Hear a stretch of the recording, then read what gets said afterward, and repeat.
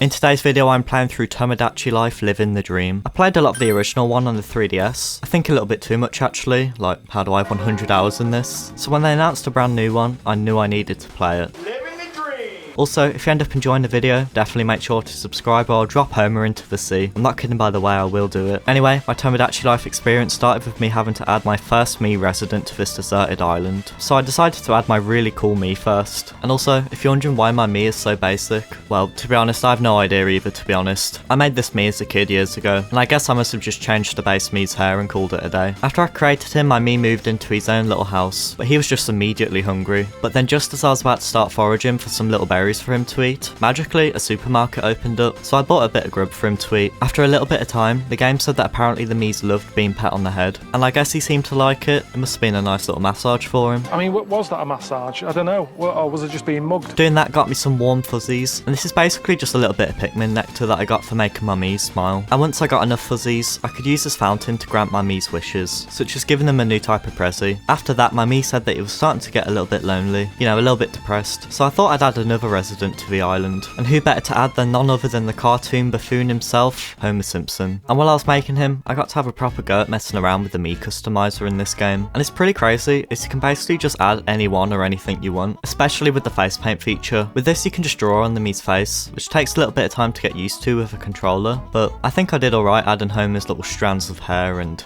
beard, I guess. Once I was happy with him, I added him to the island, and I introduced him to my Mii. I was kind of worried about this, as I really wanted to be friends with Homer. It's literally all I want, and it seemed to start off alright, but then my Mii apparently started being arrogant, and it's like, dude, what are you doing? Do not mess this up for me right now. But thankfully, it went alright, and said that I was like-minded with Homer, which I don't know if that's a good or bad thing, but you know what, I'll take it. My Mii must have liked Homer, as he then asked what he should talk about with him to become friends. So I just suggested talking about a donut, which of course worked, and now that I'd kindled my first friendship on the island, it said that I could now add another resident. So after having to think about who to add, I thought I'd go with the iconic character Sonny from iRobot, and he turned out alright looking, but looking back now I could have added a bit more detail with the face paint, but that didn't matter. Sonny was here now, so I got him introduced to everyone. And not long after that, a clothing shop opened, so I gave myself this little forest elf outfit, which he seemed to like. I then put some paths around the island so my Miis could get around a bit easier, and Homer wanted some street lights as well, so I got them built. And what's really cool is that you can customise the entire island. This game definitely has a lot more freedom compared to the original one. Like, even just being able to manually introduce Miis to each other feels super weird and different, but I guess it is a good upgrade. At this point though, I think some of my Miis were going a little bit crazy. Like, I caught Sonny just staring at some ants, and Homer was frozen. It was stuck in time. So I had to poke him to get him moving again. I decided that they needed a bit more company, so I made Marge and added her to the island. Although I couldn't find a hairstyle that suited her iconic look, so I went with her classic style. And once she was on the island, she immediately wanted to play a game of no repeats. This is a new type of minigame that wasn't in the original, where I had to say the name of a food that hadn't been said yet. We took turns saying names, but I eventually lost. So as a consolation prize, Marge gave me a box of tissues, which was kind of mean of her, I'm not gonna lie. After Homer leveled up,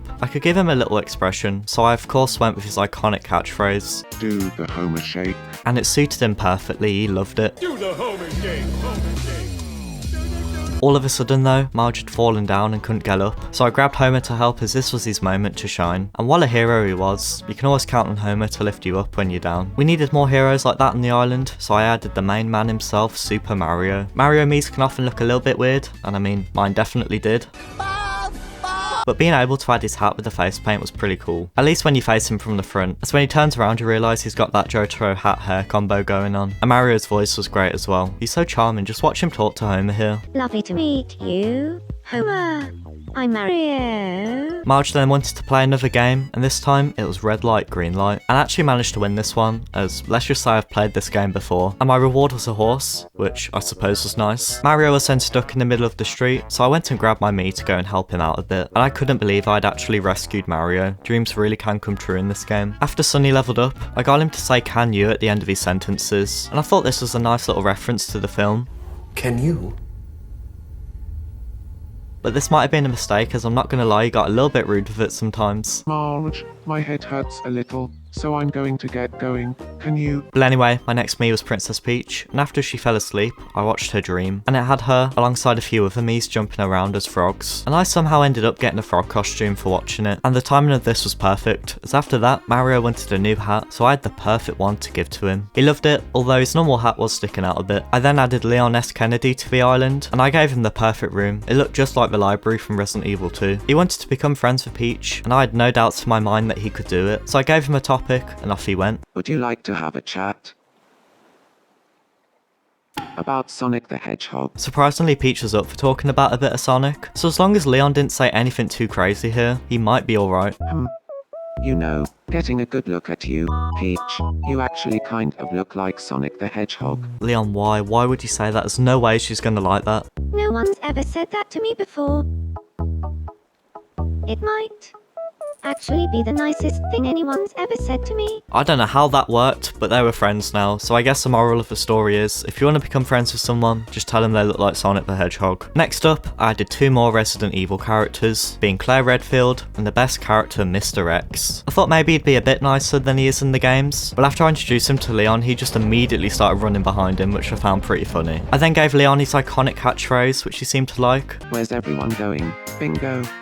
I always wanted to say that. And I also had a travel ticket, so I sent him to Australia. And I liked the little quip he came up with about the kangaroo. Mr. X seemed to like everyone though, and even helped Leon out a bit when he was stuck. They even talked about running with each other, which was quite nice. The next 2 residents I added to the island were 2 Lego minifigures, and these actually turned out quite well. I even gave one of them the classic Kai hairpiece from Ninjago, and I also added one of my favourite Miis, being Lenny. Just look at him, he's just perfect. This workshop place is a brand new type of shop where you can basically make anything. You can even give Miis custom pets.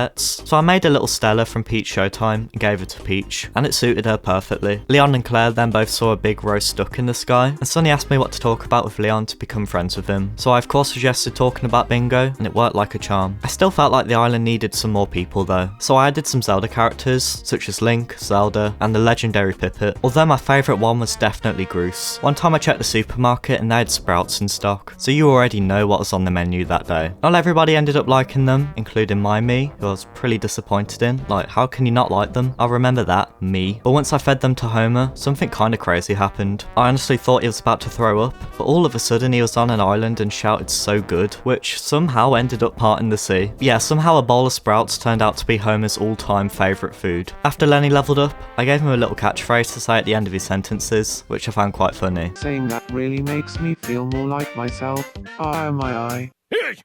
Ow, my eye! I thought I'd try and find Lenny's favourite food, so I went to the studio workshop and made him a box of Special K, as that's Lenny's iconic snack. I spent a while working on this, so I was pretty excited to feed it to him, but he ended up not liking it, which was a bit confusing. For a second I thought this might have been a fake Lenny, so after I gave Mr. X his iconic outfit, I fed him a bit as well. Well, he didn't end up liking it either, so there must have just been something up with it. Like maybe it's just a dodgy box. Also, I've got to mention this, my Miis just became completely obsessed with talking about $19 Fortnite cards. Like they could just not get enough of them. One time as Peach was walking though, she ended up getting shoulder barged by Sunny, and just as she was about to fall in the fountain, my Mii saved her, which made her fall in love with him. And man, I was just so happy for him. Yeah, definitely. Although that same day, both Link and Mario ended up falling in love with her, so yeah, we'll just have to see how that goes. What did cause a bit of drama though, was when I gave everyone some baked beans, as surprisingly, not many people were fans of them. Also, I've got to mention this, one of the times Sunny was talking to Zelda and he called her a legend. Just a little gaming reference for you there, thank you Sunny. The final few characters I added were Wario, who I think turned out pretty good, alongside a few Despicable Me characters, with my favourite definitely being either Vector or El Macho. When Vector leveled up, I gave him his iconic catchphrase, and I also designed his signature outfit that definitely isn't a pair of pyjamas. I had the perfect gift for Gru though, being a moon-shaped lamp, and he loved it. This was just beautiful to see. Shoot for the moon, kid.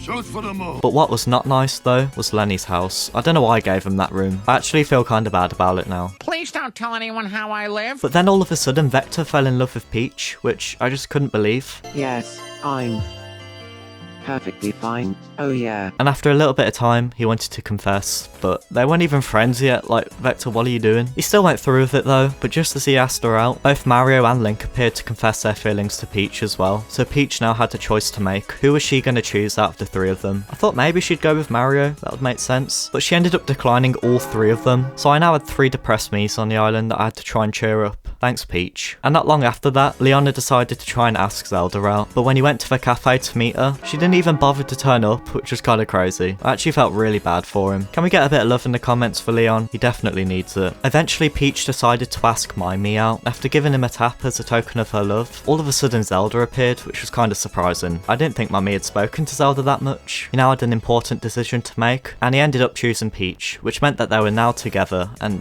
I was just so happy for him. Yeah, I just loved watching them walk around together. Yeah, it'd be a shame if someone were to, whoops, I actually didn't mean to do that. Like, I was just looking on the menu, I was just looking. I actually didn't mean to do that, my controller was unplugged, so how could I have done that? But I guess there's no more Peach now. She's gone, it's over. I'll be back later with someone else you've chatted with and I'll kill them too. That's what you get for not liking the Sprouts. Anyway, isn't Wario such a funny guy farting like that? Let's focus on that. He loved this Rockstar outfit I gave him. Rockstar Wario, you know, just like Rockstar Freddy, come on. Anyway, I eventually got the island to a high enough rank where I could give someone a ticket to explore outer space. So you know that I had to send Vector up there, and surprisingly the fountain got sent underground into this lab that had a rocket in it. It used all of the warm fuzzies to take off, so Vector got to explore the stars while the credits rolled. He also took a picture on the moon with Groose, which made me smile. But with that was my Tomodachi Life living the dream experience. But really there's still so much in the game that I could do, like try and get some of the Miis married, and I'd like to have a go at designing the front of the house as well. I really enjoyed what I did do though, but it's kind of weird that some of the stuff from the 3DS game is missing, like the rap battles, the compatibility tester, and most importantly the concert hall, where you could get them to sing custom songs. So honestly, I probably would say I still prefer the original 3DS one to this, but I still think this is a really good game, especially with all of the customizing you can do. Like, I could not make a Homer that looks like this in the original one. Anyway, thank you for watching. Definitely make sure to like and subscribe if you enjoyed the video, and yeah, I'll see you in the next one.